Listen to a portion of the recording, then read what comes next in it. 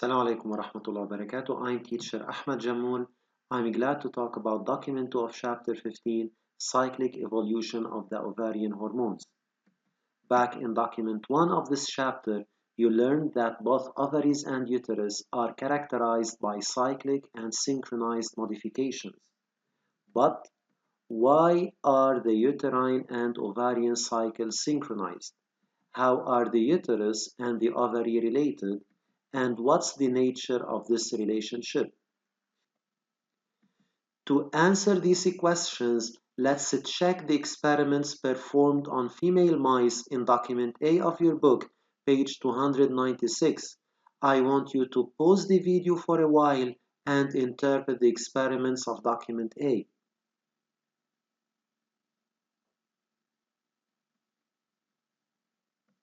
At the beginning, a lot of control mice with intact ovaries shows a cyclic development of the endometrium, while a bilateral ovaryectomy or a removal of both ovaries for another lot of mice leads to the absence of the development of the endometrium. This means that the development of the endometrium is dependent on the ovaries. In other words, the ovaries stimulate the development of the endometrium. But in the third experiment, when an ovaryectomy of both ovaries is followed by a graft of the ovaries under the skin, the cyclic development of the endometrium is conserved, which means that the ovary stimulates the cyclic development of the uterus independent of its location, and thus the relationship between ovaries and uterus must be through bloodstream. This is confirmed by the fact that when the mice with no ovaries are injected with ovarian extracts, the development of the endometrium occurs again, which indicates that the ovaries must be secreting chemicals into blood, and the uterus is the target organ of those chemicals. But as you noticed in the results of the fourth experiment, the uterine development upon daily injections of ovarian extracts doesn't happen in a cyclic manner. This indicates that the ovaries must be secreting its chemicals in a cyclic manner and not in a constant daily manner. Actually, an ovary is an endocrine gland. Like all other endocrine glands, the ovary secretes hormones into the bloodstream. The hormones circulate blood to reach their target cells. Well, the target cells of the ovarian hormones are the cells of the uterine endometrium. And since those hormones are secreted by the ovary in a variable cyclic manner, the development of the endometrium is also cyclic. And that's why uterine cycle is synchronized with the ovarian cycle. In this document, you will learn about the hormones secreted by the ovaries, the ovarian cells responsible for their secretion, and how does their secretion vary throughout the ovarian cycle. And finally, you will relay the variation in the secretion of the ovarian hormones to the uterine cycle. Before we start, let's recall the anatomy of the ovary and the structures found in it. You already know that the ovaries contain developing tertiary follicles during the follicular phase, while after being ruptured, the follicle turns into a corpus luteum that persists in the ovary during the luteal phase. In the tertiary follicles, the granulosa and the cells of the theca interna secrete the female hormone estrogen. On the other hand, the cells of the corpus luteum secretes two female hormones, estrogen and progesterone. Now, to understand how does the secretion of both estrogen and progesterone vary, I want you to think of the events that occur during the ovarian cycle. Remember how the follicle grows during the follicular phase. You must know that this growth is due to the multiplication of the different follicular cells.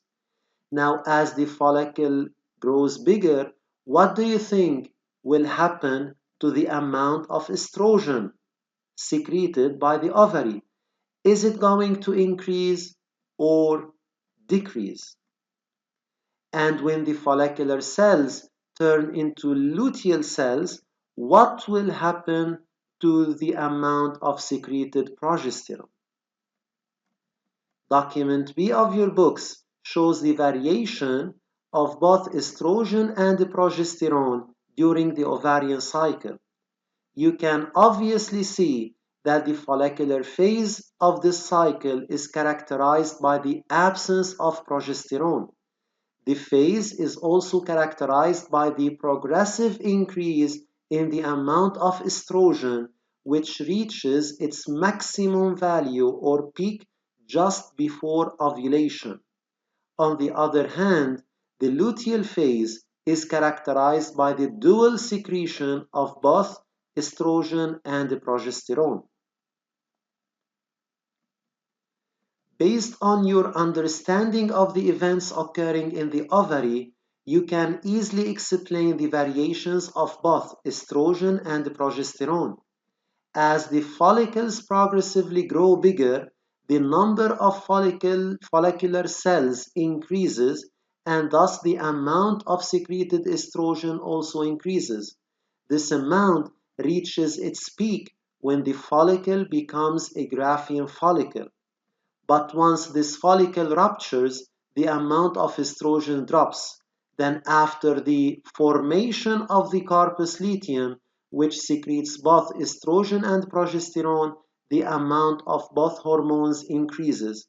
But as the corpus luteum regresses, by the end of the luteal phase, the amount of both hormones decreases again.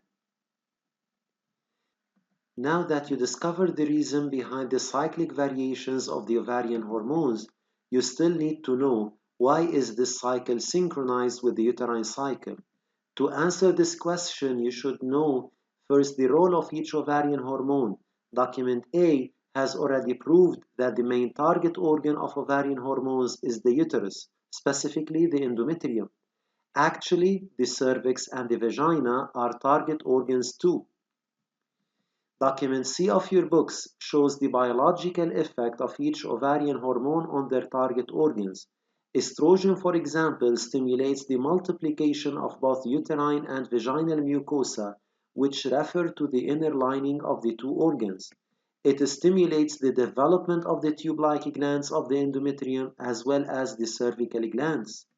Estrogen also stimulates the growth of blood vessels. On the other hand, progesterone stimulates the secretion in the uterine mucosa and the cervix. It also stimulates the development of spiral arterioles in the endometrium and inhibits the contraction of the uterus but increases the body temperature.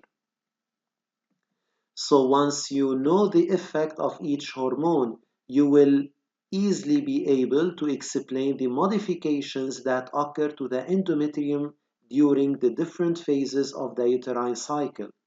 During the proliferative phase, the superficial layer of the endometrium gradually thickens due to the multiplication of its cells under the effect of estrogen. Tube-like glands also appear in this phase, while in the secretory phase of the cycle, the development of the endometrium becomes even more amplified and the spiral arterioles appear.